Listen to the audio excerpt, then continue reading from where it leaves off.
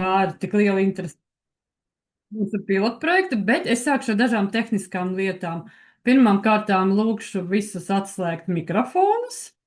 Otram kārtām mēs šo tātad semināru ierakstīsim, lai varētu vēlāk arī kādiem citiem informāciju nodot. Ja kādam ir pretenzijas, lūdzu sakiet. Tālāk, tad, ja kādam ir jautājumi, lūdzu rakstiet čatiņā un semināra beigās atbildēsim uz visiem jautājumiem, bet nepārtrauksim lektoru, bet to visus aktuālos jautājumus izrunāsim pašā semināra beigās. Un tad vēl kolēģi lika nodot, ka visiem, kas piedalījās šajā seminārā, certifikātus izsūtīs 10 darba dienu laikā uz jūsu e-vizītu profilu. Tas bija tehniskie jautājumi. Tagad varbūt drusciņi sāksim. Šodien tātad ir 30. aprīlis. Mums ir ļoti patīkams datums, jo mēs esam pēdējā pilotprojekta noslēguma dienā. Gāja mums visādi. Šis pilotprojekts no pašas rakstīšanas, aizstāvēšanas un īstenošanas ilga varbūt pat līdz 3 gadiem. Taču pats pilotprojekts bija 20 mēneši, un piešķirtais finansējums mums bija 477 000. Visu neiztērējām, bet lielākā daļa tātad ir iztērēta tieši tām aktivitātēm, kas pilotprojektā bija paredzētas.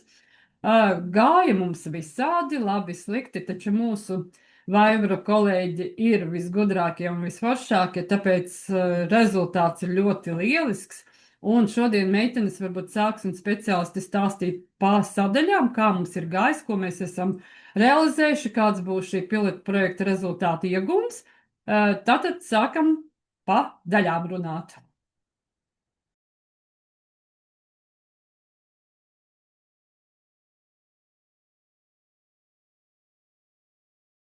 Kolēģi, vai visiem ir redzams mans ekrāns? Ar semināra plānu. Sandra pamāja ar galvu, ja ir redzams. Ļoti jauki. Tātad mūsu projekts persona ar hroniskiem neprogresējošiem funkcionēšanas traucējumiem novērtēšanas programma. Semināra plānā tātad izrunājam, kādi tad ir šie te izaicinājumi veselības aprūpas sistēmā, kāds būs koncepts organizatoriskais modelis, kā notika šī klīniskā norise, ko darījām, kā nedarījām, kādus instrumentus izmantojām, kā veidojām rekomendācijas un beigās, protams, noslēgums ar secinājumiem.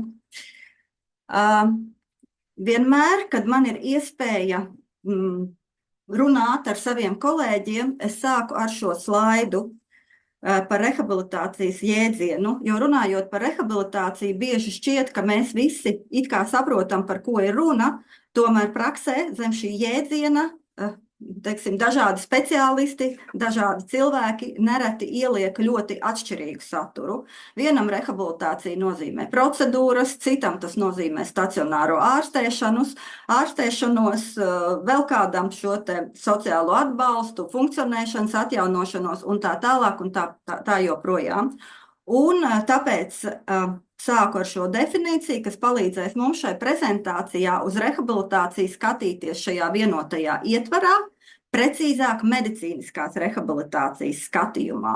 Un tātad rehabilitācija ir nevis kaut kāds pakalpojumu gross vai burvju procedūras vai kas, tas drīzāk ir ceļvedis, kā dzīvot tālāk situācijā, kad slimība vai trauma ir padarījusi iepriekšējo dzīvesveidu vai iepriekšējo dzīves ritmu neiespējamu vai grūti iespējamu. Šī tēma viennozīmīgi ir plašāka par viena projekta jautājumu, un lai gan sākotnēji tā kā šķita, ka šī tēma ir vairāk saistīta tieši ar mūsu iestādes pieredzi, patiesībā tas skar visu mūsu rehabilitācijas sistēmu, jo strādājot ar pacientiem, kuriem ir šie hroniskie funkcionēšanas traucējumi, vienalga paliekoši, kā mūsu projekta gadījumā, vai tādi, kas vēl attīstās, regulāri rodas jautājums, kāds rehabilitācijas apjoms šiem cilvēkiem ir nepieciešams, Kāpēc ir priekšstats, kad rehabilitācijai noteikti ir jābūt stacionārā, noteikti ir jābūt tur 10 vai 14 dienas, ka tā pienākās pa diagnožu grupām vai par invaliditātes grupām, vēl kaut kādas iepriekšējas pieredzes dēļ.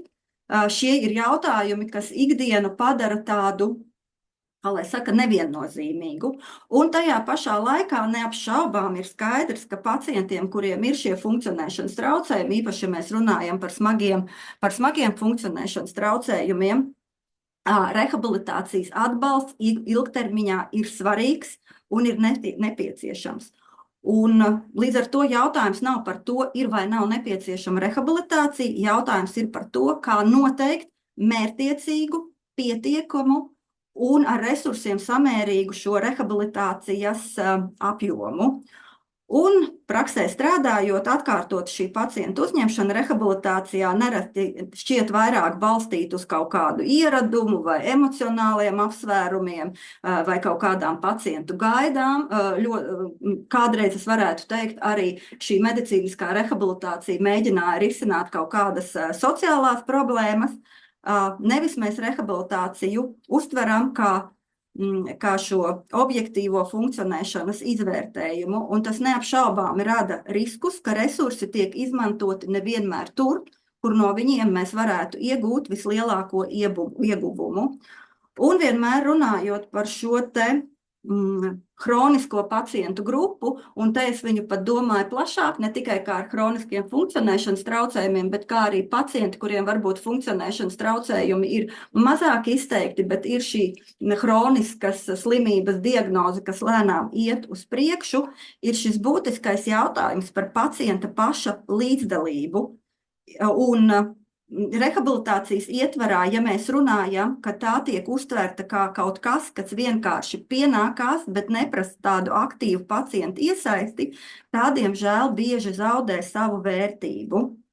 Ja, un tieši šajos hronisko funkcionēšanas traucējumu gadījumos tieši šī ikdienas praktizēšana, rekomendāciju ievērošanu un pacienta iesaiste savas dzīves labbūtības uzlabošanā ir tas, kas saglabā šo rehabilitācijas rezultātu arī ārpus rehabilitācijas speciālistu redzes loka.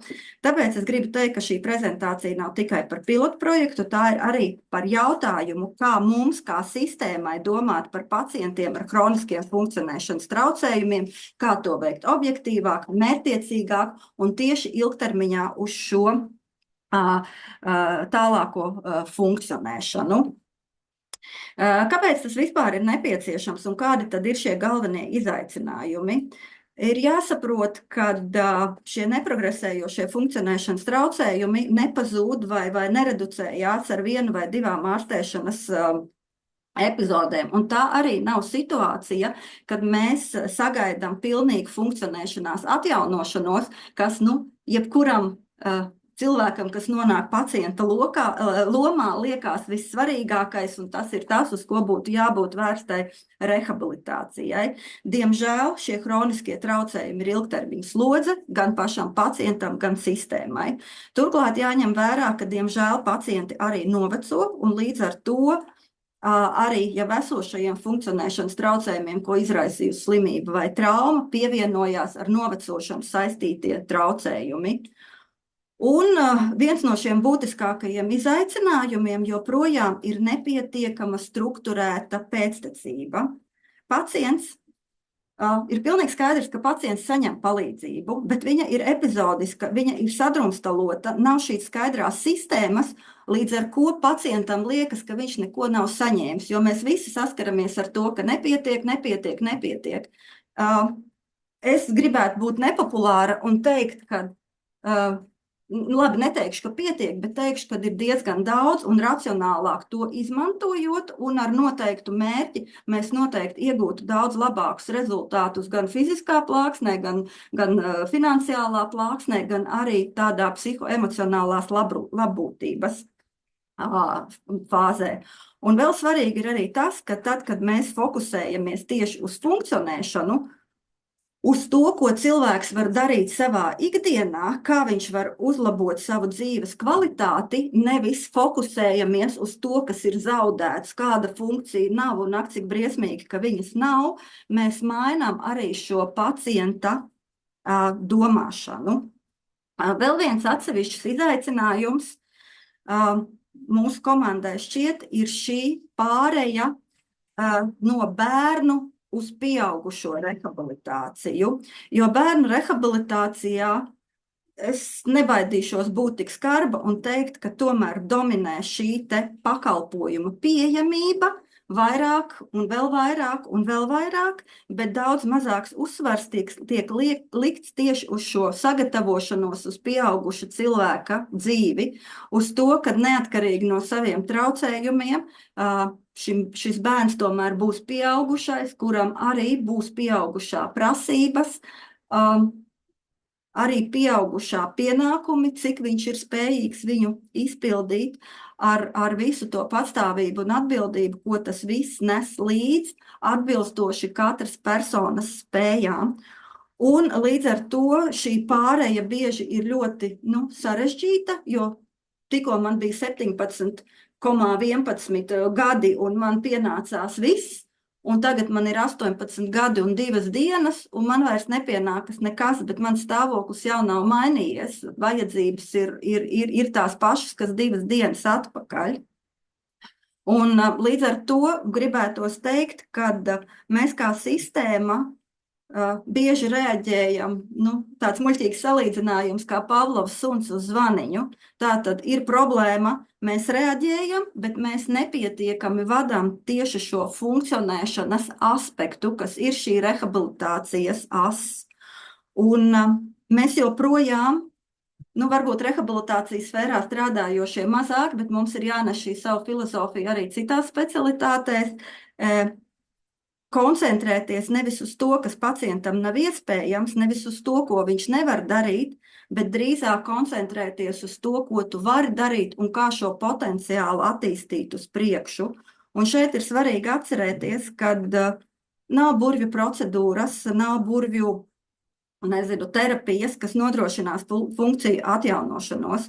Ilgtermiņa rezultātu šai smagajos gadījumos nosaka tieši tas, kā pacients spēs izmantot savas esošās spējas un kā mēs, kā rehabilitācijā strādājošie speciālisti, spēsim viņam palīdzēt šai smagajā darbā.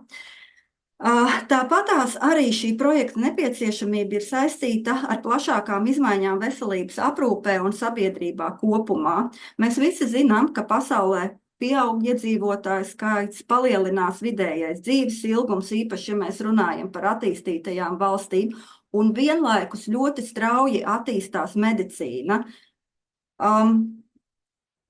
Visi, kas strādā veselības aprūpē, jau uz savas ādas jūt, kā bija 10, 20 gadus atpakaļ un kādas iespējas ir tagad. Un līdz ar to arvien vairāk mēs spējam cilvēkiem palīdzēt saglabāt dzīvību pēc tādiem stāvokļiem, kas vēl pirms 10, 15 gadiem beigtos letāli, bet jautājums ir atkal, vai izdzīvošana pati par sevi nozīmē kvalitatīvu turpmāko dzīvi. Un šajā kontekstā man ļoti patīk šis slaidiņš uz kardiovaskulāro slimību piemēru. No pirmā acu uzmetiena šķiet, ka mirstības skaitļi 90. un 21. gadā ir līdzīgi, tomēr atkal jāņem vērā, kad ir būtiski mainījies kopējo iedzīvotāju skaits un vecuma struktūra. Un attiecībā uz insulta pacientiem mēs redzam, kā ir uzlabojusies viņu dzīvildze. Es atvainojos, nevis dzīvildze, bet kā ir uzlabojusies mirstība, cik daudz pacientus pēc insulta mēs varam izglābt un saglabāt viņu dzīvību. Taču izdzīvošana nenozīmē, ka pēc insulta pacients automātiski atgriežas iepriekšējā dzīves kvalitātē. Lielai daļai šo pacientu saglabājas dažādas smaguma pakāpes šie funkcionēšanas traucējumiem, un viņiem ir nepieciešama ne tikai rehabilitācija akūtajā posmā, bet arī ilgtermiņā. Tāpēc rehabilitācijas sistēmai ir jāspēj atbildēt ne tikai uz jautājumu, kā tad tas cilvēks ir izdzīvojis un kā viņam palīdzēt, bet arī uz jautājumu, kā palīdzēt viņam tālāk, ko viņam ar šo dzīvi darīt. Un, ja iepriekš runāju par insultu kā tādu uzskatām piemēru, jo tas mums ir ļoti pazīstams un šis funkcionēšanas traucējums ir ļoti viegli novērtējams arī nespeciālistiem, tad medicīna palīdzot pacientiem izdzīvot, tomēr automātiski neatrisina jautājumu par dzīvi pēc slimības. Un plašāk paskatoties, tieši neiroloģisko slimību izraisītie funkcionēšanas traucējumi ir viens no lielākajiem ilgtermiņa rehabilitācijas izaicinājumiem pasaulē. Kāpēc fokusējamies tieši uz šiem neiroloģiskajiem traucējumiem? Tādēļ, ka tieši neiroloģiskie traucējumi ir šis te nozīmīgākais, man šķiet, es palecu bišķi par ātru uz priekšu, nozīmīgākais nespējas cēlonis pasaulē, un 2021. gadā visā pasaulē bija skarti apmēram 3,4 miljārdi cilvēku, un, ja mēs tā piemetam bišķi mazāk par pusi, un tas nozīmē, ka šī nav šaura vienas diagnozes vai viena pacientu grupas problēma, bet tāds nopietnas sabiedrības veselības un arī rehabilitācijas sistēmas izaicinājums. Tātad mūsu jautājums nav tikai par insultu, jautājums ir par to, kā ilgtermiņā šos pacientus atbalstīt. Un jautājums ir nevis par to, vai rehabilitācija ir vajadzīga, bet gan kādu rehabilitāciju sistēma var nodrošināt mērķtiecīgi un ilgspējīgi, kad rehabilitācijas efektivitāte ir jāvērtē ne tikai pēc tā, kāda palīdzība tiek sniegta, bet arī vai tā ir mērķtiecīga, pamatota un izmaksu ziņā liederīga. Pilotprojekta dizains neapšaubām tika veidots balstoties uz šo mūsu ikdienas klīnisko pieredzi un arī esošo rehabilitācijas praksi, kuru neapšaubāmi centāmies pielāgot tieši pacientiem ar hroniskiem funkcionēšanas traucējumiem, jo tradicionāli arī šis multiprofesionālais novērtējums biežāk ir orientēts tieši uz šo subakūto posmu, taču šajā projektā mēs ļoti daudzas lietas mēģinājām apzināti pārnest uz šīm hronisko pacientu vajadzībām, protams, kā pamatu izmantojot SFK, tātad šo klasifikātoru, kas ļauj strukturēti izvērtēt šos funkcionēšanas traucējumu aspektus, un lai mēs runājam vienā valodā savā starpā. Mērķtiecīgi tika samazināts stacionārā posma ilgums, koncentrējoties uz mērķtiecīgu un strukturētu novērtēšanu. Kas šo modeli padara atšķirīgu? Tas ir tas, ka mēs mēģinām viņu veidot kā integrētu procesu, ko mēs tālāk varēsim izmantot darbā ar šiem pacientiem, nevis tikai kā atsevišķu rehabilitācijas epizožu kopumu. Un mērķis nav tikai izmēģināt šo jauno pieeju, bet tieši attīstīt modeli, lai liktu to mūsu ikdienas praksē tieši pacientiem ar šiem hroniskajiem traucējumiem. Un, kā jau teicu, šī modeļa centrā ir tieši akcentēšanās uz aktivitāti un līdzdalību, nevis uz saņemtajām procedūrām. Un nopaļojot šo manu filozofisko ievadu, kas varbūt drīkstēja būt arī īsāks, bet es jau nespēju neizmantot momentu un plašāk nepastāstīt to, pie kā mēs pēdējos 2 gadus esam darbojušies. Tātad pilotprojekta mērķis būtībā bija izveidot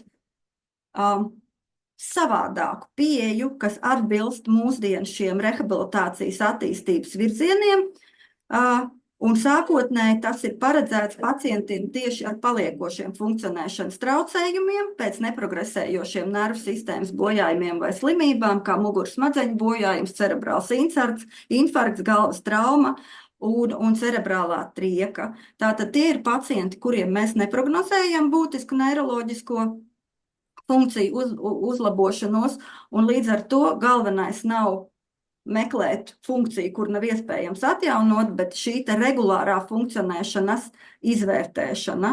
Un mūsu skatījumā šāda pieeja var palīdzēt mazināt to plaisu, kas šobrīd tomēr ir starp šo specializēto, intensīvo, arī stacionāro rehabilitāciju un pacienta dzīvi pēc tam, tā skaitā arī šo te sporādisko rehabilitācijas pakalpojumu saņemšanu. Un šobrīd pacients bieži nonāk situācijā, nu, teiksim, ja tas subakūtais posms vēl ir ok, tad pēc tam problēmas jau ļoti daudz viņam saglabājās, bet nav skaidra šī strukturētā pēctecība. Un mēs ceram, ka ar šo projektu mums izdosies to, kā lai saka, aizpildīt. Un tagad par organizatorisko modeli aicināšu savu kolēģi Tatjānu Naņģevu. Lūdzu, Taņa.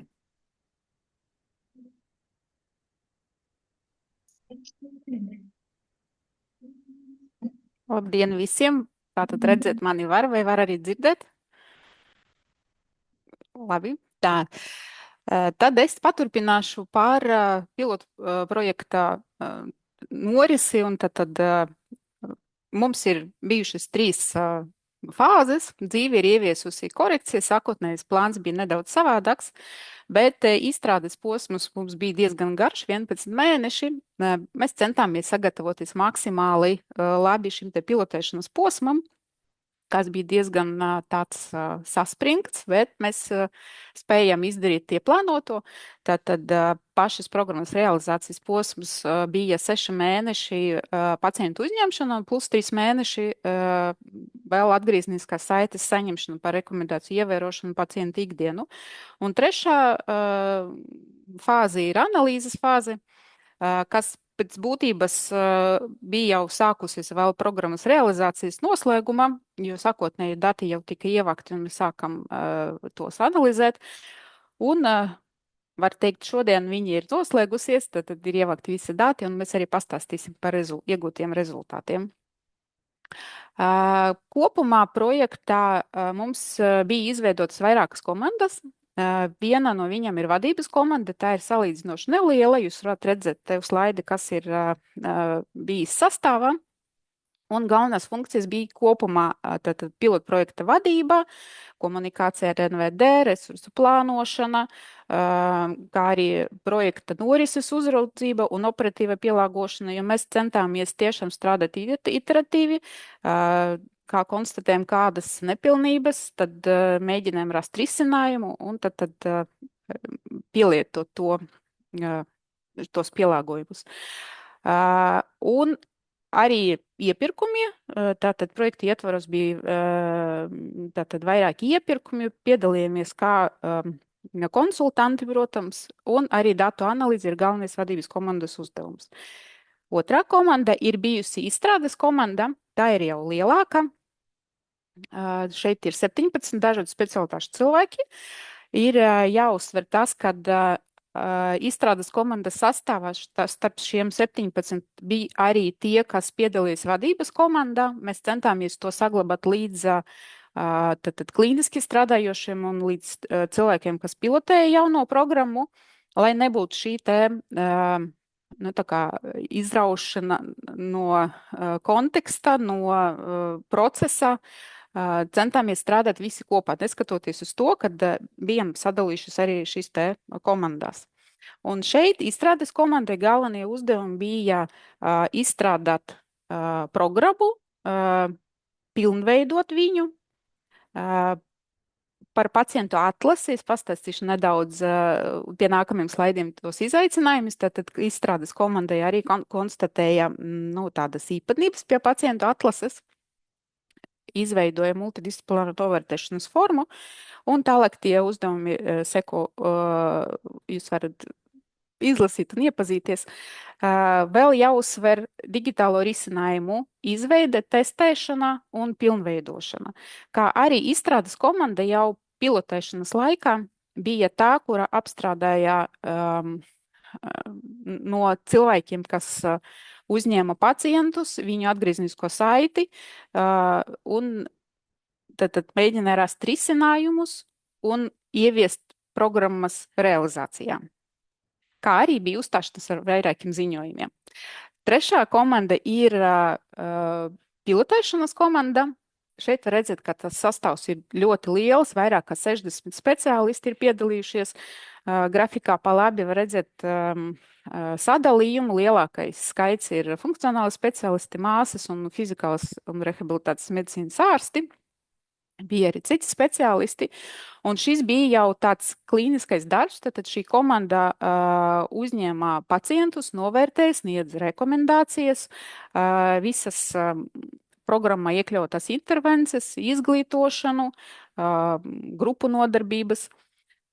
Pēc tam, pēc pacienta izrakstīšanas, saziņā ar pacientiem 3 mēnešu garumā, un arī noslēdzošā telefoniskā saziņa ar pacientu bija šīs komandas uzdevums. Un arī no pilotēšanas komandas mēs ievācam atgrieznisko saiti, par to pastāstīsim vairāk pie rezultātiem, tātad par šīs programmas lietojamību, un tad speciālistu viedokli par to. Kopumā par darba organizāciju pašā projektā.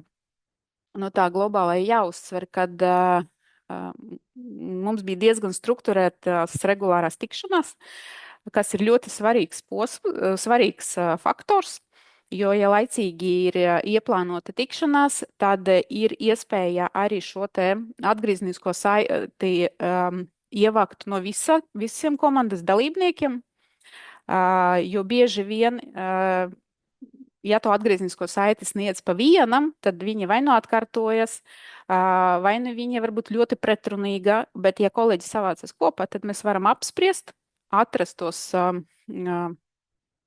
problēmu punktus un kopā rast risinājumus.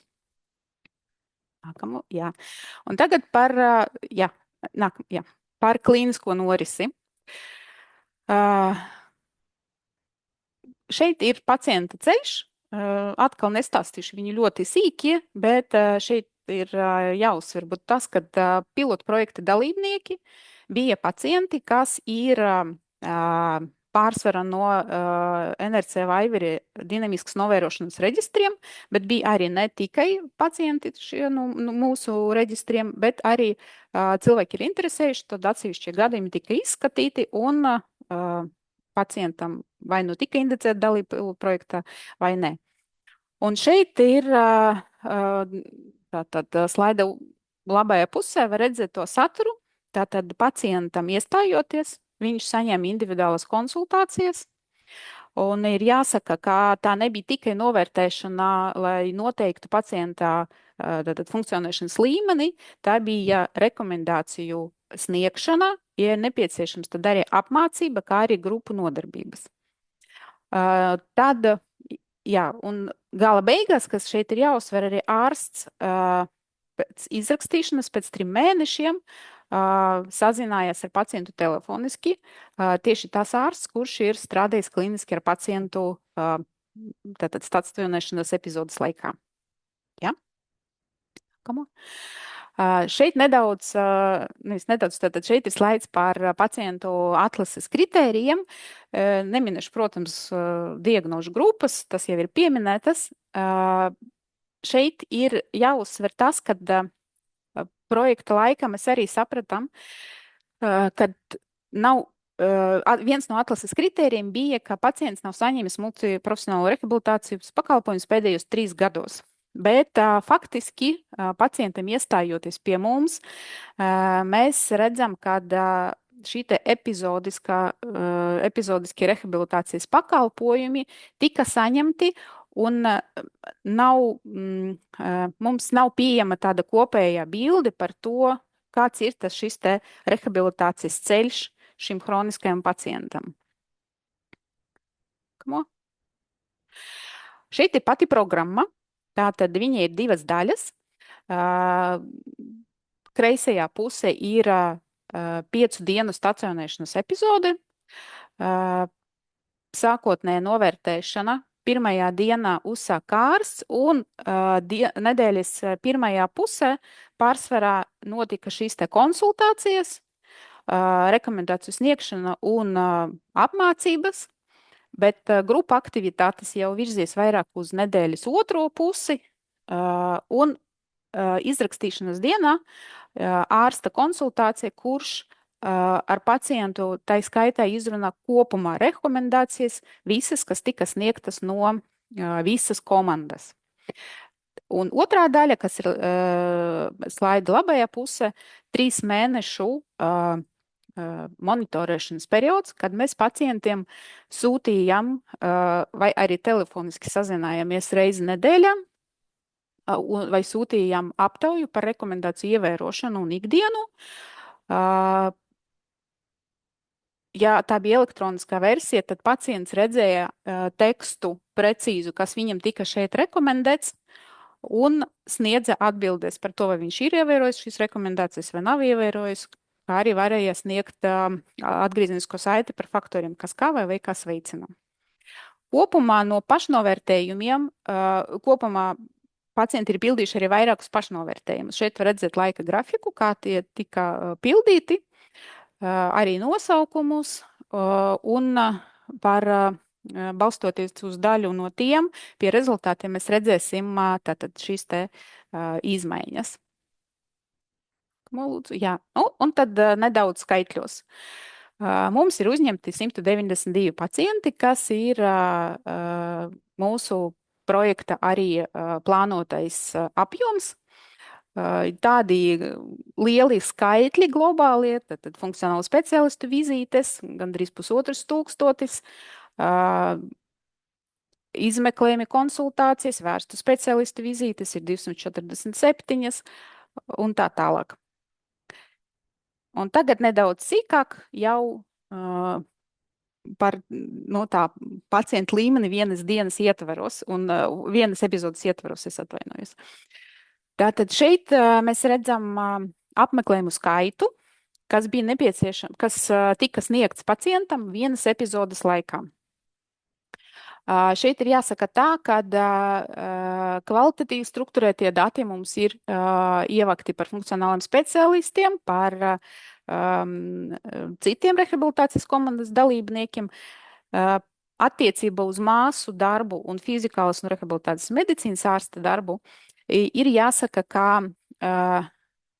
mēs esam reģistrējuši arī tā teikt, vizītes pie ārstiem un māsām, bet ņemot vērā, kā ārstu iesaiste un māsu darbs, viņš, kā lai pasaka, nav tik ieplānojams precīzi, tad mums nav pieejami šie cipari, tāpēc grafikā mēs redzam tikai par attiecīgi grupām, funkcionāliem speciālistiem, psihologiem, sociālo darbinieku, veselības veicināšanas konsultantu darbu, izmeklējumiem un ārstu speciālistu konsultācijām.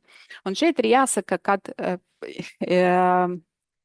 vidējais skaits, tad šo te 5 dienu laikā no visu funkcionālo speciālistu puses bija diezgan ievērojams. No 6 līdz 8 reizēm, tad, lai pilnvērtīgi novērtētu pacientu un sniegtu viņam rekomendācijas kvalitatīvas ar apmācību, arī ir nepieciešams noteikts laiks un vizīšu skaits. Paldies! Jā, un šeit ir grafiks par kopējo kontakta laiku. Šeit arī nav iekļauta ārsti un māsas, tad viņš būtu vēl lielāks. Tad šis ir laiks, kas visu 5 dienu garumā ir sasummēts pa diagnožu grupām. Šeit var redzēt, vairāk vai mazāk viņš ir līdzīgs, tad šis ir 7 līdz 8 stundas. Tas ir, kad pacients ir bijis tad vizīte kopā ar speciālistu. Un šeit ir sadalījums pa specialitātēm jau tā kā epizodes ietvaros. Pirmais līdzīgs slaids bija par skaitu, šis ir par laiku. Tātad, lai novērtētu un sniegtu rekomendācijas, mēs arī redzam, ka tam ir nepieciešams diezgan ievērojams laiks, ņemot vērā, ka funkcionāli speciālisti ir lielākais pārsvars, tad arī tas laiks ir lielāks. Jā, bet šeit arī varam redzēt, ka no, piemēram, klīniskā un veselības psihologa vienam pacientam ir jāvelta vairāk kā stunda, lai varētu kvalitatīvi sniegt šo te pakalpojumu. Paldies! Šeit ir slaids par izmeklējumiem un konsultācijām. diezgan sagaidāmi, kad visvairāk ir veiktas elektrokardiogrammas, rentgenogrāfijas, ultrasonogrāfija. Protams, viss bija individuāli pēc pacienta vajadzībām un tika nozīmēts, ko nozīmē ārsts. Un tagad par multidisciplināru novērtēšanas formu. Tātad pilotprojekta klīniskā izstrādes komanda. Viens no uzdevumiem bija izstrādāt šo novērtēšanas formu. Tas struktūra ir balstīta uz Pasaules veselības organizācijas rekomendācijām tātad par rehabilitācijas intervencēm. Novērtēšanas formā tika iekļautas 22 kategorijas. Vizuāli jūs varat redzēt, šāda arī izskatās darba vidē šī novērtēšanas forma. Un katra kategorija ir sasaistīta ar noteiktām specialitātēm. Un šeit ir jāsaka, ka arī projekta gaitā mēs esam pārliecinājušies, ka ir noteiktas lietas, kas ir jāvērtē vienu reizi un pietiek ar vienu novērtējumu no viena speciālista, kur nevajadzētu lieki terēt laiku un resursus, bet ir kategorijas, kur ir pat noderīgi, lai tas tiktu novērtētas ar vairāku speciālistu, no vairākiem speciālistiem. Šī forma ir veidota tā, kad visa informācija sastruktūrējas pēc šīm kategorijām, un, piemēram, ja ārsts novērtējot pacientu aizpilda par sāpēm savu daļu, tad, piemēram, ergoterapeits, ieejot šī pacienta novērtēšanas formā, arī redz jau ārsti ierakstīto informāciju par sāpēm, un ja viņa atšķirās, tad viņš papildina arī ar savējo. Tādējādi mēs varam redzēt to kopējo bildi par pacientu, nevis atsevišķus protokolus pa specialitātēm, kas ir ļoti būtiski, lai varētu arī redzēt to kopējo bildi. Šajā novērtēšanas formā ir iestrādāti arī instrumenti, par tiem nedaudz vēlāk pastāstīs meitenes. Vēl par lietošanu mobilais ierīces. Šī forma ir lietojama arī mobilais ierīces, bet praksē pilotprojekta laikā mēs arī sapratām, kad ir gadījumi, ka tas ir noderīgi, izdevīgi un labi, bet ir arī gadījumi, kad tas īsti neder. Piemēram, kaut arī tehniskās lietas, vai tur interneta savienojumi, vai pat tādas lietas var traucēt ikdienas ātro operatīvo datu ievadi. Bet, ja, piemēram, novērtēšana notiek ārpus kabineta, tad lai nebūtu šis liekas solis, kad dati tiek pierakstīti uz papīra, protokola vai lapā, tie var tikt vadīti uzreiz sistēmā, un tādējādi viņi ir tā kā pieejami ātrāk citiem speciālistiem, un nav jātērē laiks šai te pārrakstīšanai.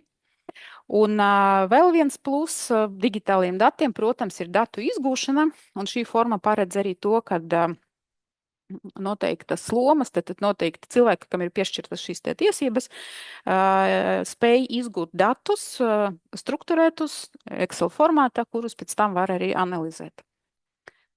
Ja? Šeit nedaudz sīkāk par pašu formu, bet pavisam nedaudz, lai saprastu to viņas funkcionalitāti. Katrai kategorijai ir viens obligātais lauks, kas ir kopsavilkums, un ir arī lauki, kas pēc tam sasaistās ar šo SFK daļu. Instrumenti un kopsavilkums ir lauki, kur ir svarīgi SFK sadaļai, un rekomendācijas ir neobligāts lauks, jo var būt, protams, kad pacientam traucējumi nav, tad rekomendācijas nav nepieciešamas.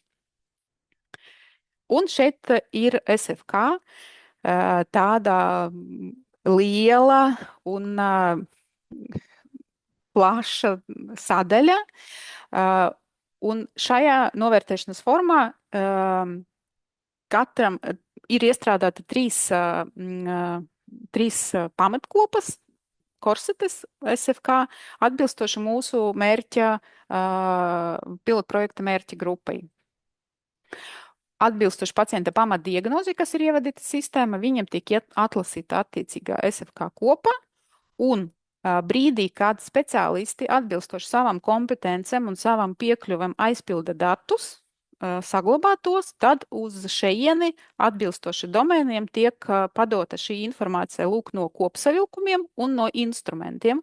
Un nākamais solis paredz to, ka ārsts apskatās šos novērtējumus un balstoties uz tiem var piešķirt šo te nespējas līmeni atbilstoši SFK metodoloģijai. Kopumā šī forma, no šīs formas ģenerējas vairākas tādas sadaļas. Viens ir kopsavilkums vai slēdziens. Šeit tiek salikti visi kopsavilkumi no visām kategorijām, kurus var pārskatīt. Līdzīgi veidojas rekomendācijas, tātad visas rekomendācijas pa katru kategoriju tiek saliktas kopā un var, piemēram, saglabāt PDF formātā vai izdrukāt vai nosūtīt pēc tam pacientam. Līdzīgi veidojas novērtēšanas pārskats, tātad visa informācija tiek atlasīta un viņi ir maksimāli paplašināti. Visa informācija, kas ir ievadīta novērtēšanā, multidisciplināras novērtēšanas formā, tiek salikta arī pārskata. Un SFK profils, kā atsevišķa sadaļa, kura arī ir pēc tās korektas aizpildīšanas, ir izgūstama vai izdrukājama ar visiem pamatojumiem. Un tagad es dodu vārdu nākamai grupai, Rūtai Kalmērinai un Antai Važai, attiecīgi par rekomendācijām un instrumentiem.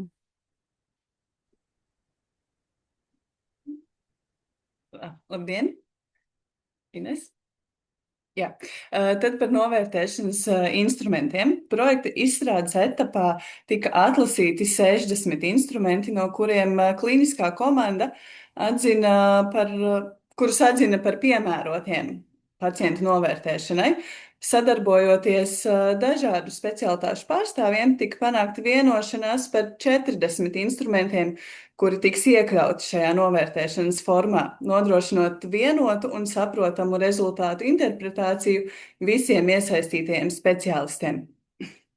Instrumentu izvēlē tika ņemti vērā tādi kritēriji kā to pieejamība, lietošanas vienkāršība un interpretācijas skaidrība. Projekta gaitā speciālisti identificēja arī papildu nepieciešamību pēc specifiskiem novērtēšanas instrumentiem, kas varētu vēl vairāk pilnveidot pacientu novērtēšanu. Un tālāk redzams apkopojums par novērtēšanas instrumentiem, kas tika izmantoti. Tie aptvēra tādas jomas kā funkcionēšanu, mobilitāti un līdzsvaru, ikdienas aktivitātes un pašaprūpi, dzīves kvalitāti un pacientu subjektīvo pieredzi. Pie katra instrumenta ir arī norādīts speciālists vai iesaistītā puse, kas izmantoja šo instrumentu. Piemēram, funkcionālais speciālists, ārsts, māsa, psihologs vai arī pats pacients. Tas parāda, ka novērtēšana notika multidisciplināri un būtiski, ka šis saraksts nav tikai atsevišķu testu apkopojums, bet strukturēts ietvers, kas palīdz standartizēt pacienta izvērtēšanu, sekot izmaiņām laika gaitā un pieņemt pamatotus lēmumus par turpmāko aprūpi, rehabilitāciju un nepieciešamo atbalstu.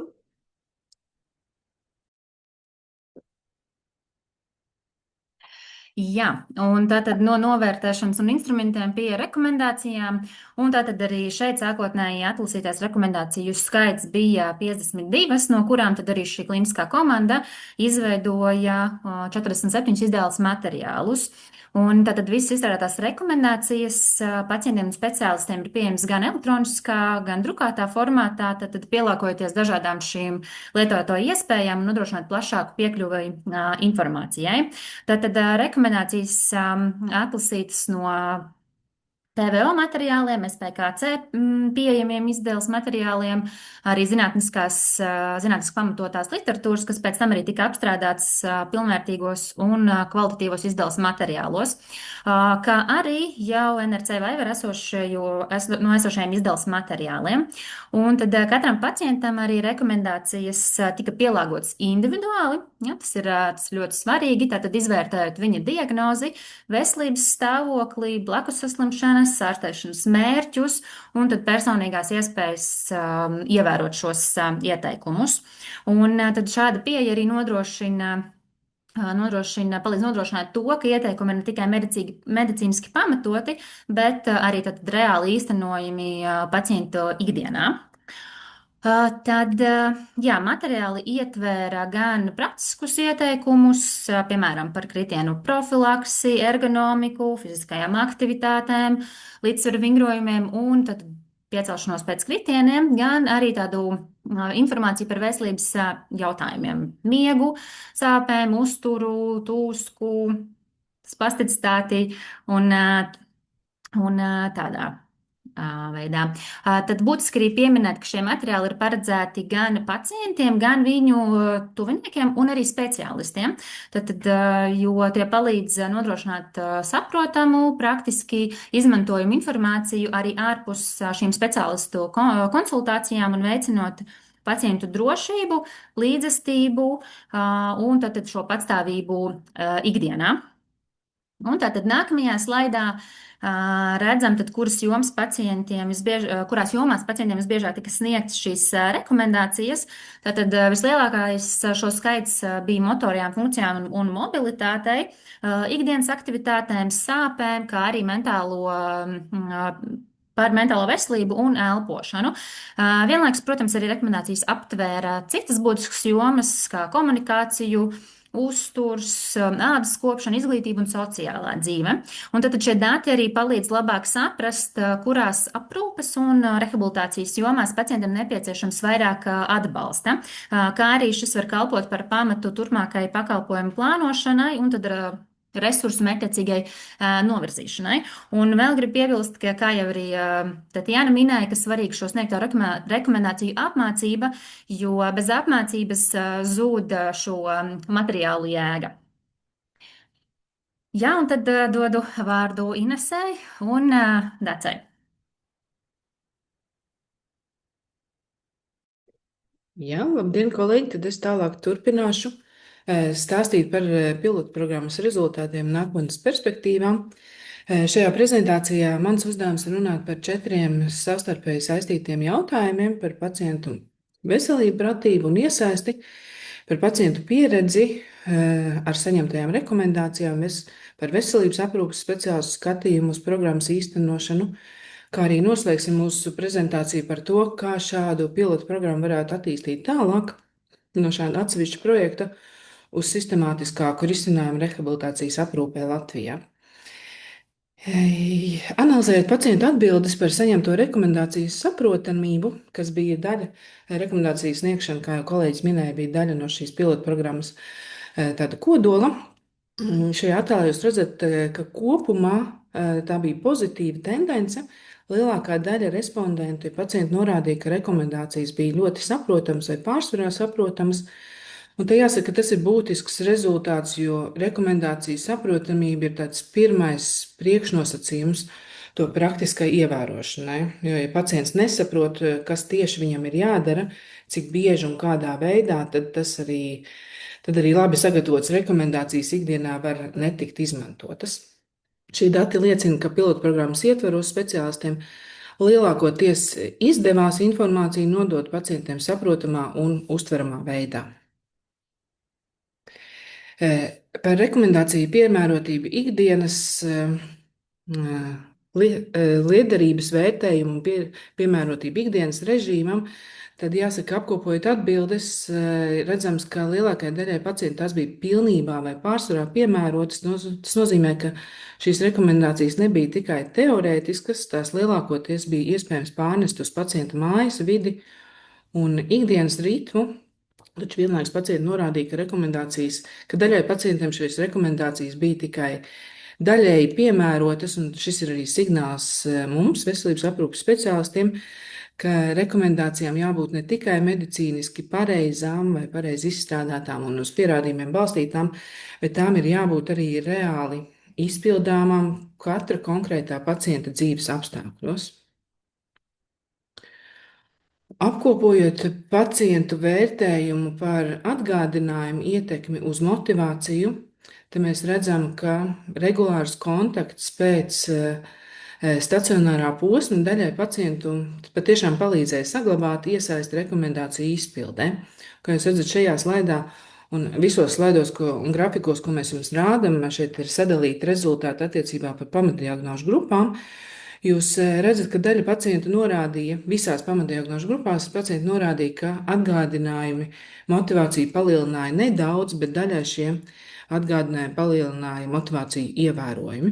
Tas kopumā, es domāju, mums parāda, ka līdzestība nav tikai tāds pacienta gribas jautājums.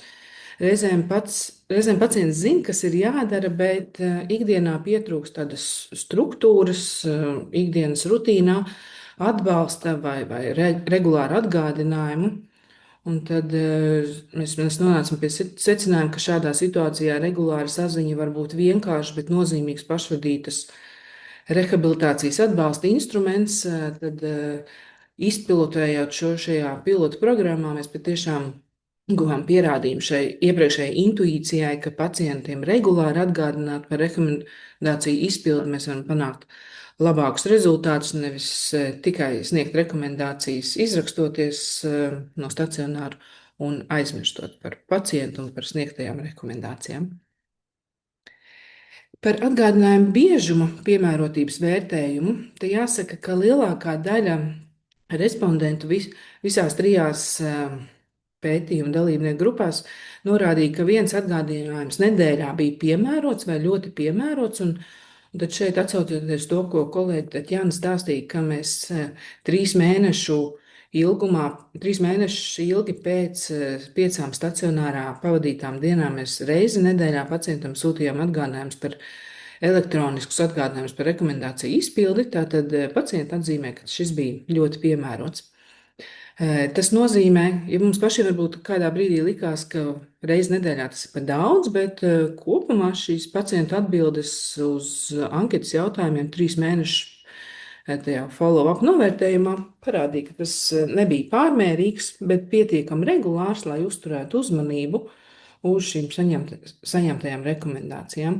Un šeit, rezumējot šo slaidu, es varu teikt, ka kronisku funkcionēšanas traucējumu gadījumā tas patiešām ir būtiski, jo mērķis nav tāda īslaicīga aktivitāte pēc izrakstīšanās, bet mums ir svarīgi, ka pacienti ar kroniskiem funkcionēšanas traucējumiem domā par savu veselību, ir pietiekoši atbildīgi, domā par ilgtermiņu paradumu uzturēšanu un šo rekomendāciju iekļaušanu ikdienā.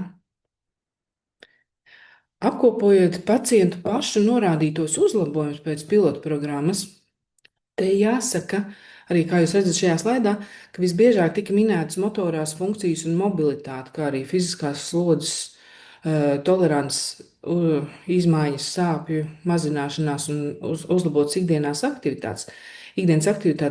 Kaut arī jūs redzat, ka tas augstākais stabiņš šobrīd redzamajā grafikā parāda, ka pacienti nenovēroja nekādus veselības uzlabojumus, bet tas arī sasaucās ar šīs programmas pamatmērķi un programmas mērķa auditoriju, ka šie ir pacienti ar kroniskiem funkcionēšanas traucējumiem,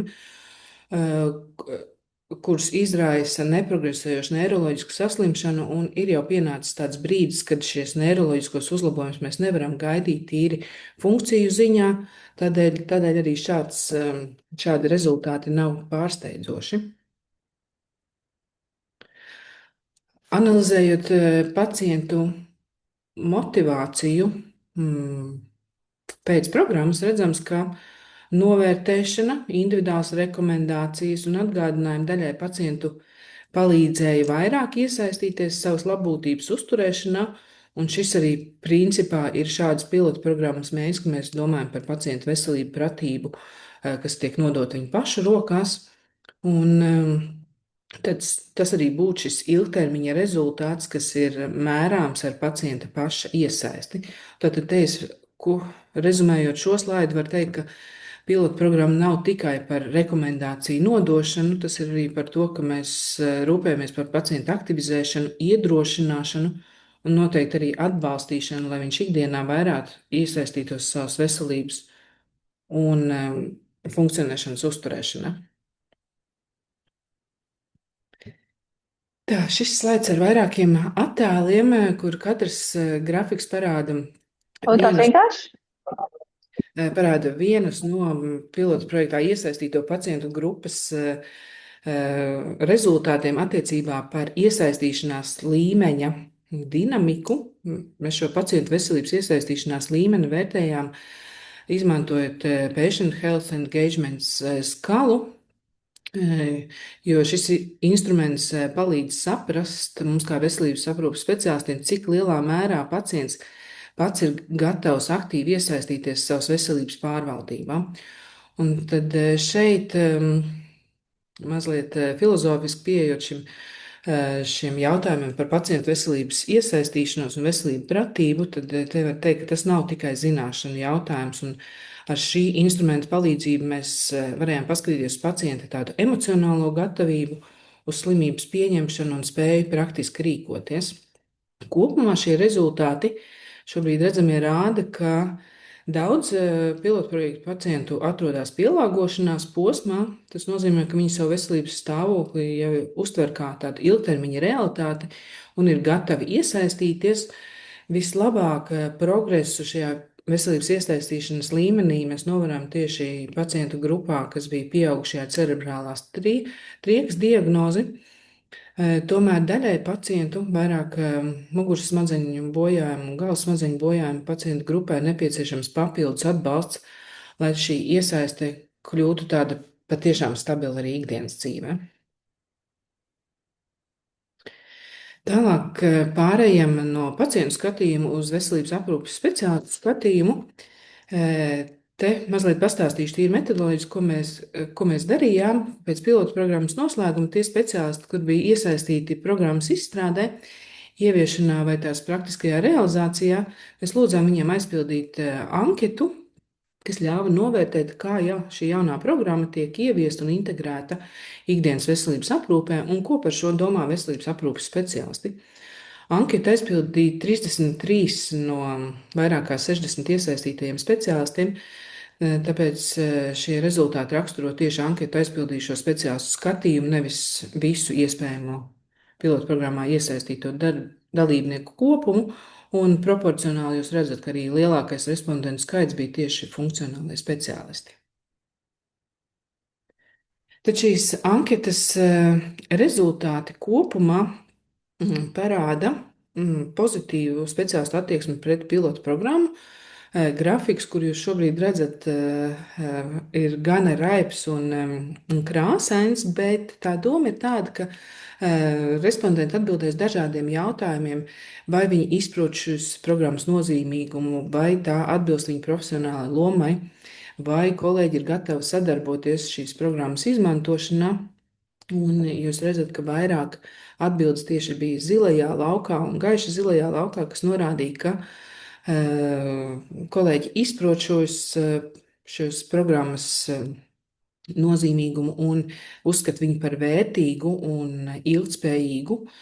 Tomēr ir arī daži jautājumi, kur bija šīs gaiši zaļās, ir dzeltenās atbilžu īpatsvars. Tas nozīmē, ka tās ir tās jomas, kur nepieciešama turpmāka pilnveida.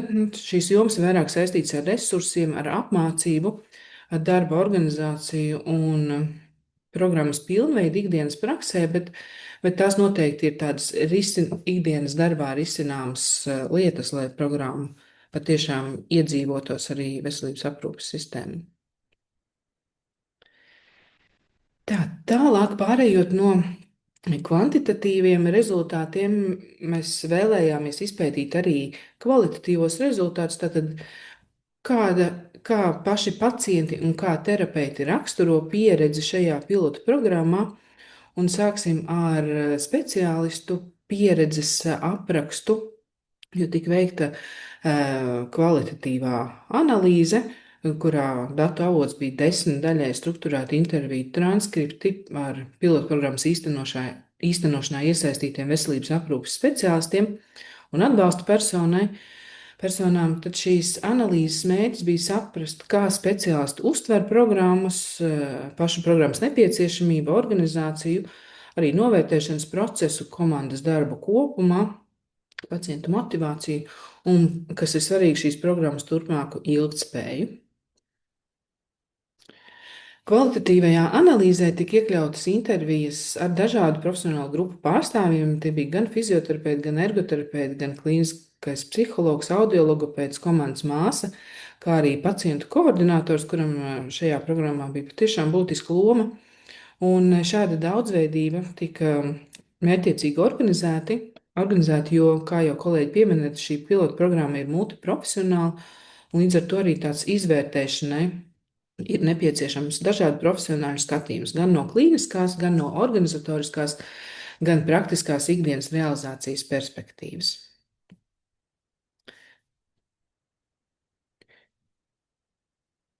Tā speciālisti interviju analīzē iezīmējās 7 galvenās tēmas, kas aptvēra gan programmas nepieciešamību, gan sistēmisko pamatojumu, gan multidisciplinaritāti, gan novērtēšanu, gan pacienta līdzestību un organizatorus izaicinājumus. Un tad kopumā es varu teikt, ka speciālisti šo programmu neuztvēra tikai kā viena pacienta izvērtēšanas epizodi. Kolēģi redzēja šo programmu kā komandas darba, attīstības instrumentu un iespējams arī veidu, kā mērķiecīgāk izmantot rehabilitācijas resursus. Bet, lai šo vēl mazliet vairāk ieskicētu, tad tālāk es runāšu par katru no šīm identificētajām tēmām, un katra tēma tiks paskaidrot arī ar pacienta citātu. Tad speciālistu intervijās ļoti skaidri iezīmējās tieši programmas nepieciešamība, jo pacientu grupa ar hroniskiem neiroloģiskas saslimšanas izraisītiem funkcionēšanas traucējumiem, viņi ir patiešām plaša, daudzveidīga un ar ilgstošām vajadzībām. Un veselības aprūpes speciālists saprata, ka šīs vajadzības nepazūd pēc akūtā ārstēšanas vai rehabilitācijas posma beigām. Un šajā tēmā es varu īpaši izcelt to, ka arī kolēģi atzīmē, ka pacientu pārēja uz pieaugušo aprūpes sistēmu, piemēram, pacientiem ar cerebrālo trieku, ir svarīga, un tas fakts, ka pēc 18 gadu vecuma strukturētas sekošana šiem pacientiem ar cerebrālo trieku ir kļūst vājāk vai izpaliek pavisam, tad šis arī iezīmējās šajā programmā. Tādēļ, akcentējot šīs tēmas aktualitāti, tas, ko saka kolēģi intervijās, ka šāda programma var palīdzēt aizpildīt aprūpes ķēdes pārāvumu un dot pacientam jaunu strukturētu izvērtējumu.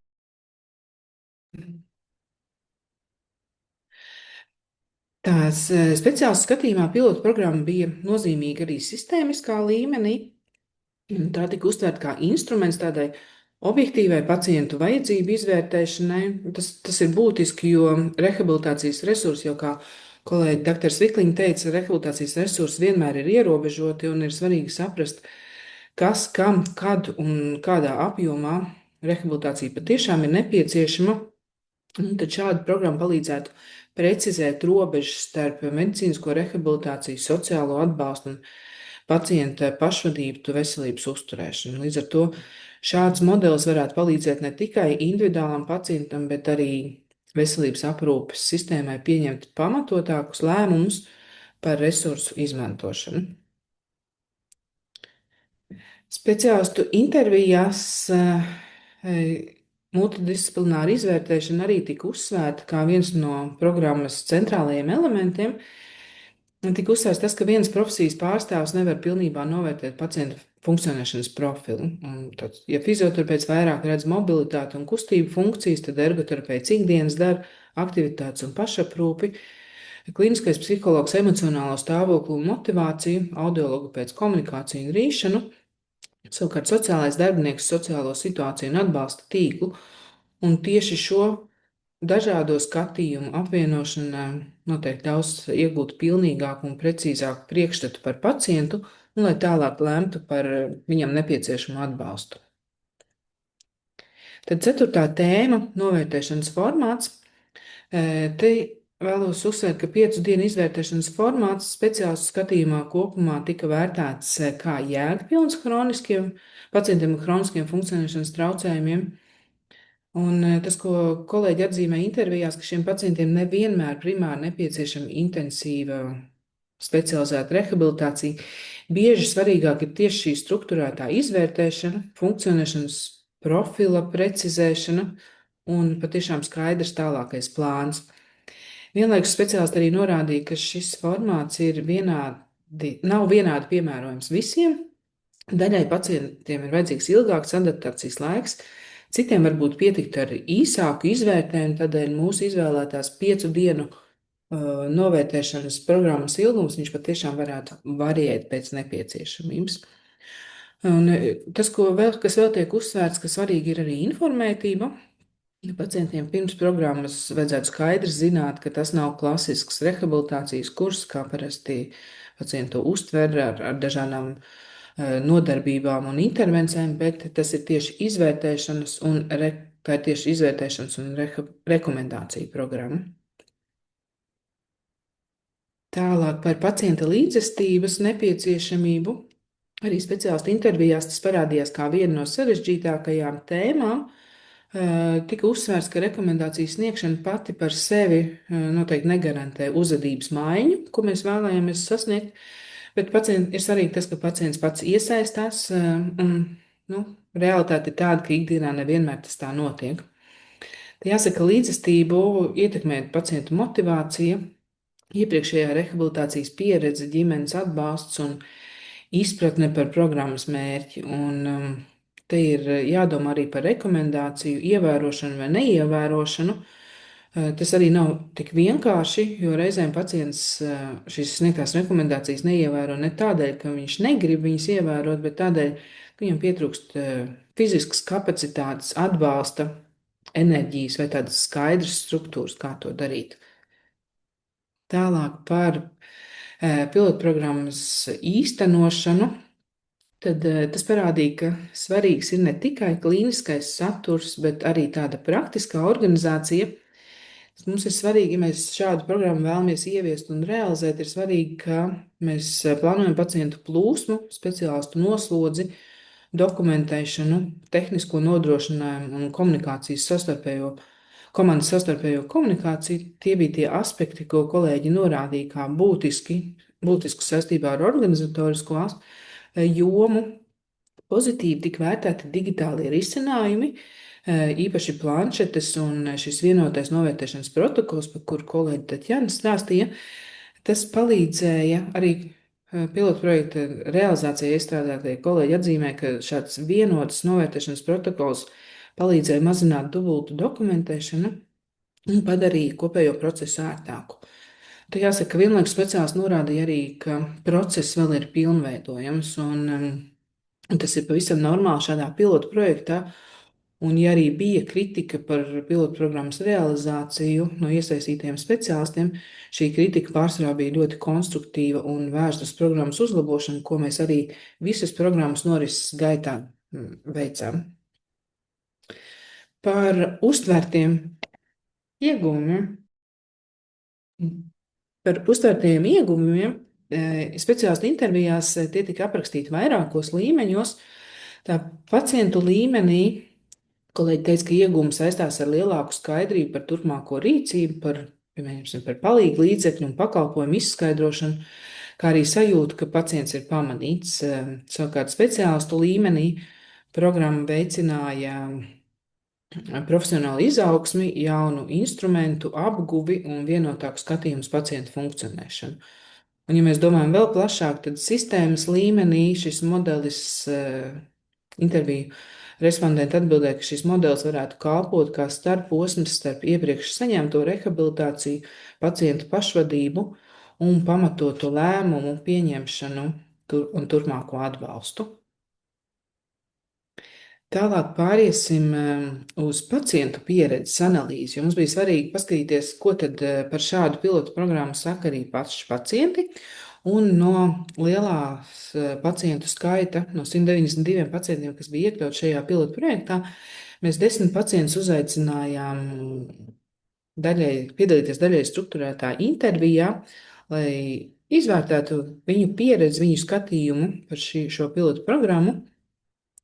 Un šīs intervijas fokus bija par pacientu funkcionēšanas grūtībām, par to, kā viņi uztvēra šo programmu, kā viņi pielietoja rekomendācijas mājas vidē un kā viņi izprata rehabilitācijas pēctecību un vajadzību pēc tās. Tie bija 10 respondenti, 6 sievietes un 4 vīrieši, visdažādākajos vecuma posmos. Jaunākajam respondentam bija 24 gadi un vecākajam 72 gadi. Intervijās tika pārstāvētas visas 3 diagnožu grupas. Bija gan pacienti pēc galvas smadzeņu bojājuma, pēc muguras smadzeņu bojājuma, kā arī pieaugušie pacienti pēc cerebrālās triekas. Un te jāsaka arī šāda analīze un respondentu skaits mums ļāva padziļināt, izprast dažādās pacientu situācijas. Un kādēļ mēs šādu analīzi veicām? Tādēļ, ka mērķis noteikti nebija statistiski vispārināt, bet saprast pacientu pieredzi un vajadzības un tās nozīmīgākās tēmas, kuras mēs pēc tam varam pētīt arī ar statistiskām metodēm. Pacientu intervijās tika identificētas 7 galvenās tēmas. Tās aptver gan funkcionēšanas traucējumu ietekmi uz ikdienu, gan programmas uztveri, gan rekomendāciju vērtību un citas tēmas, par kurām es nākamajos slaidos pastāstīšu vairāk, bet kopumā šīs tēmas visas kopā parāda to, ka programma pacientiem nav tikai tāds medicīnisks notikums, bet tas skar arī tādu pacientu pašu drošības sajūtu, pašvadību, arī ģimenes atbalstu. Mums bija pacienti, kas piedalījās programmā ar atbalstu personām, motivāciju un spēju dzīvot ar hroniskiem funkcionēšanas traucējumiem ikdienā. Pacientu intervijās ikdienas funkcionēšanas grūtības patiesībā iezīmējās ļoti konkrēti. Viņi aprakstīja mobilitātes ierobežojumus, līdzsvaru problēmas, ekstremitāšu vājumu, sāpes un nogurumu. Daudziem pacientiem palīglīdzekļi nebija tikai izvēles jautājums ikdienā, bet drošības un pārvietošanās tāds nozīmīgs priekšnoteikums. Un tas, ko pacienti atzīmē, ka šīs grūtības ietekmē viņu neatkarību, līdzdalību, drošības sajūtu un emocionālu labsajūtu. Un jūs redzat šajā slaidā tad citāts par grūtībām staigāt bez palīgi ierīcēm. Tā ļoti precīzi parāda, ka funkcionēšanas ierobežojums pacientam ir patiešām ikdienas realitāte, nevis tikai diagnozes apraksts dokumentācijā. 5 dienas izvērtēšanas programmas uztvere, tad pacienti to neuztvēra kā klasisku rehabilitācijas kursu. Drīzāk viņi to saprata kā īsu, strukturētu un mērķtiecīgu izvērtēšanu, kas arī pacientiem tika skaidrots pirms viņa iesaistījās šajā programmā. Ko pacienti atzīmē, ka viņiem bija ļoti nozīmīgs tieši vairāku speciālistu skatījums uz viņu situāciju. Tāpat svarīgi bija arī nesteidzīga saruna un sajūta, ka viņi tiek uzklausīti. Tas nozīmē, ka programmas vērtība kopumā nebija tikai testos vai rekomendācijās, papildus vērtība bija arī tajā, ka pacienta situācija tika profesionāli un individuāli izvērtēta. Un te es vēlos vēl piebilst, ka jāatceras, ka tāda īsa izvērtēšanas programma nevar aizstāt kompleksu rehabilitāciju tiem pacientiem, kuriem ir augsta atbalsta vajadzība. Tā par rekomendāciju vērtību un kādēļ mēs sniedzām šīs rekomendācijas, arī pacienti paši atzīmēja, ka rekomendācijas bija saprotamas un praktiski izmantojamas. Visbiežāk pacienti komentēja fizioterapeita, ergoterapeita sniegtās rekomendācijas, kā arī rekomendācijas par miega, uzturu palīglīdzekļu lietošanu. Pacienti vēl pozitīvi vērtē šīs rakstiskās rekomendācijas un atzīmē to, ka tas palīdzēja viņiem pēc tam šajā follow-up periodā atcerēties, atkārtot un pārunāt norādījumus ar citiem speciālistiem, kā arī reizēm šīs rekomendācijas bija pavisam ļoti praktiskas un konkrētas. Pacientam tika rekomendētas ortozes, ortopēdiskie apavi vai konkrēti vingrinājumi, pašaprūpes stratēģijas vai rekomendācija par kritienu profilaks. Tātad tas ir pavisam praktiskas rekomendācijas. Un galvenais secinājums šajā aspektā ir, manuprāt, pavisam vienkāršs, ka medicīniskai rekomendācijai ir jābūt arī reāli īstenojamai pacienta mājas vidē. Pacientu stāstījumos par rekomendāciju ievērošanu pēc programmas šie stāstījumi bija variabli. Daļa pacientu rekomendācijas veiksmīgi integrē savā ikdienas rutīnā, citiem to ierobežoja nogurums, sāpes, veselības stāvokļa pasliktināšanās vai motivācijas kritums.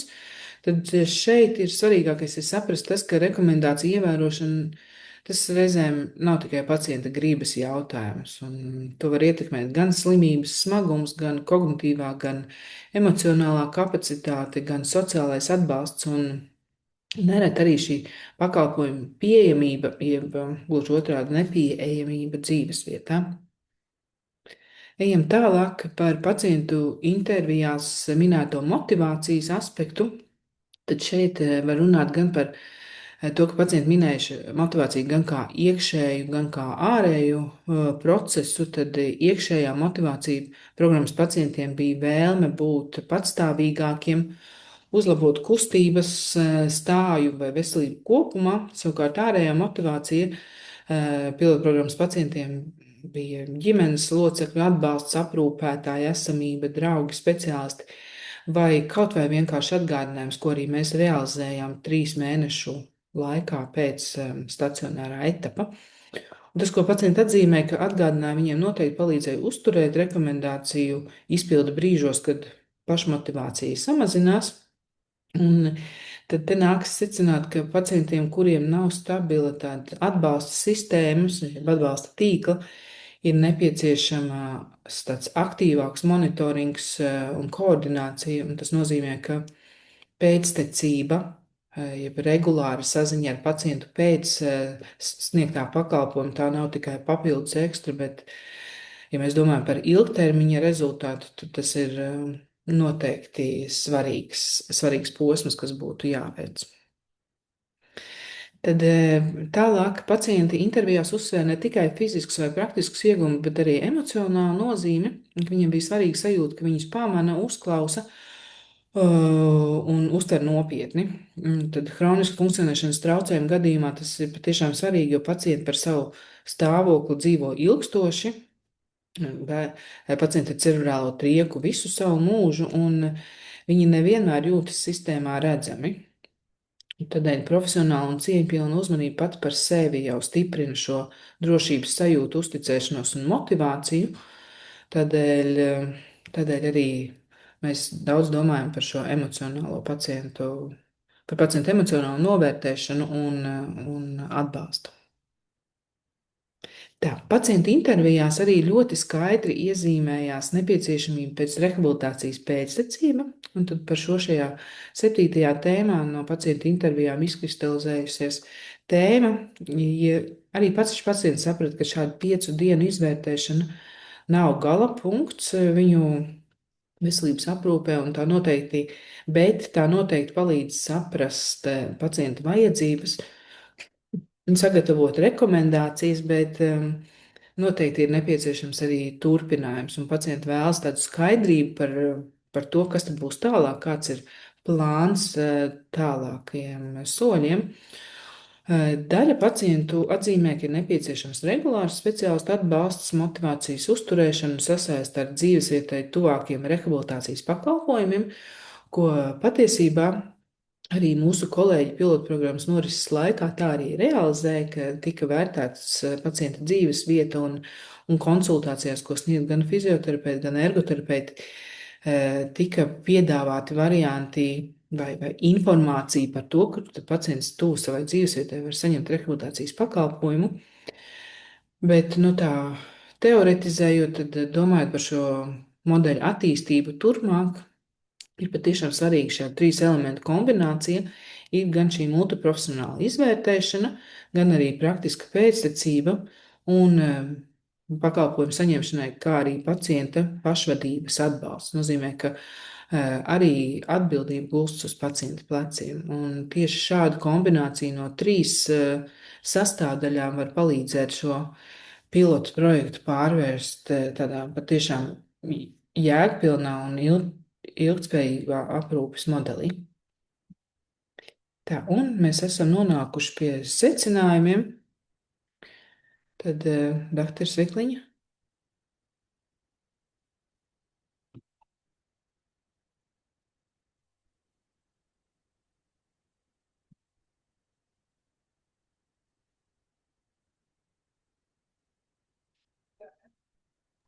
Ak, mīļie, es tik daudz jau pateicu, un izrādās, ka neviens man nedzirdēja.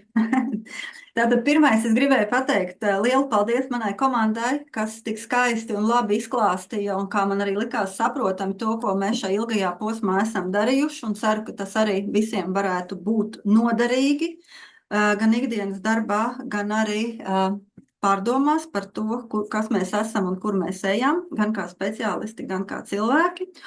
Un noslēgumā par tēmu es gribētu pateikt ļoti vienkārši, kad rehabilitācija nepilda savu funkciju un nestrādā, ja tā ir kāda epizode, ja tā beidzās tikai ar kaut kādām rekomendācijām, kas nedarbojās tālāk. Tā strādā tad, ja pacientam ir skaidrs, ko darīt tālāk, kāpēc tas ir svarīgi, un vai viņam ir reāli iespēja to īstenot savā dzīvē. Un te neiet runa tikai varbūt par kaut kādām tādām ikdienu lietu, kā staigāšana, pašaprūpa lietām, bet arī plašāk medikamentu lietošanas schēma, korekta konsultanta apmeklēšana, korekta sekošana līdz sekundārajām komplikācijām un tā tālāk un tā joprojām. Un šis projekts parādīja, ka šāda salīdzinoši īsa multiprofesionāla izvērtēšana pacientiem ir saprotama un liederīga, īpaši, ja tas rezultējās ar konkrētām un praktiski īstenojamiem ieteikumiem, jeb rekomendācijām. Un vienlaikus mēs redzējām, ka būtiski ir ne tikai pats šis process un tas ieteikums, ko pacients galā saņem, bet arī pieredze, ka pacients ir uzklausīts, ka pacients ir saprasts, un tas, ko mēs teorētiski runājam, ka pacients ir īsts komandas loceklis, un mūsu gadījumā pacientam pat ir jābūt galvenajam, kas saka, kurā virzienā komanda dosies. Joprojām ir šis svarīgais jautājums par līdzestību, kas, diemžēl, nav tikai motivācijas jautājums, kā dažreiz mums to gribētos nonivelēt. Tā ir šī te pacienta gan fiziskā, gan emocionālā kapacitāte, tā ir vide, kur pacients dzīvo, jo arī man ļoti paši izbrīnīja, ka vairāk pacienti uztvēra, ka jā, es labprāt ietu ārā staigāt, bet man pagalms ir tik bedrains, kad es baidos tur nokrist, kad, tātad es saprotu, ka man ir jāzvana Rīgas domē un jāsaka izbruģējiet, vai nosfaltējiet pagalmu, lai mans pacients var staigāt un lai viņam nebūtu sekundāri kardiovaskulāri notikumi. Bet tas, protams, realitātē jūs saprotat, ka tik viegli nedarbojās. Un līdz ar to pat līdzīgos stāvokļos pie līdzīgām problēmām, līdzīga rekomendāciju sniegšana nenozīmē vienādas iespējas katram pacientam to īstenot. Un tāpēc pacienti, kuriem ir smagāki funkcionēšanas traucējumi, gan fiziskajos, gan emocionālajos un psihiskajos domēnos, ir pilnīgi skaidrs, ka nepietiek ar vienu epizodi vai ar vienu rekomendāciju sarakstu, ka šim ir jābūt regulāri, saprotami un viņam arī saprotamā laika līnijā ieliekami. Ir vajadzīgs šī aktīvā pēctecība, kontakts un koordinācija atbalsts. Un arī mums kā speciālistiem nepietiek tikai ar to, ka mēs kaut ko zinām un kad ir laba griba, ir nepieciešama struktūra, kas ļauj mums kā komandai strādāt vienoti, ir nepietiekama dokumentācija, lai mēs savā starpā sazinamies vienādi, kas ļauj mums pieņemt līdzīgus lēmumus, balstoties tieši uz pacienta funkcionēšanu, nevis uz kaut kādu ieradumu vai emocionālo slogu vai kaut kādiem priekšstatiem par kaut ko. Un tāpēc es gribētu teikt, ka šis modelis nav tikai par novērtēšanu, tas ir mēģinājums mums pāriet no šīs te epizodiskās rehabilitācijas uz ilgtermiņa funkcionēšanas vadību, ko es ļoti ceru, ka mums visiem kopā un ar valsts un politikas veidotāju atbalstu arī izdosies. Piedošanu, netur aizlicu, piedodiet. Un kādas tad būtu mūsu tās domas par to, kas tālāk būtu ieteicams? Tātad galvenā komponenta ir šī multidisciplinārā izvērtēšana. Iegūtie dati ir jāpārvērš skaidrā un saprotamā formā, lai to varētu iekļaut ilgspējīgā aprūpes modelī.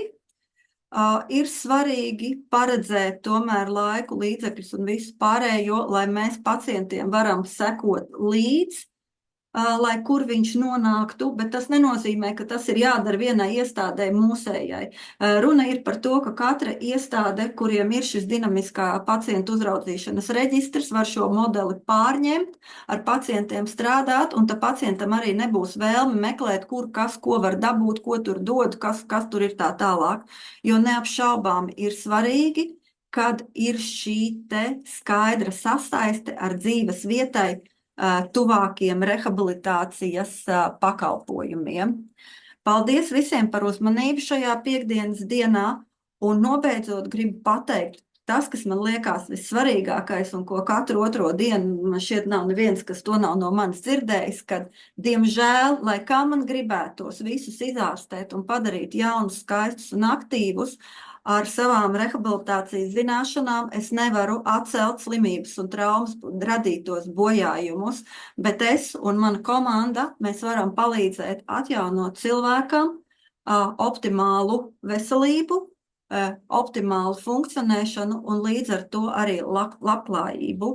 Tātad vārds rehabilitēt nozīmē padarīt spējīgu darīt to, ko mēs vēlamies tādā vai citādā veidā. Paldies, mīļš visiem, laiks jautājumiem!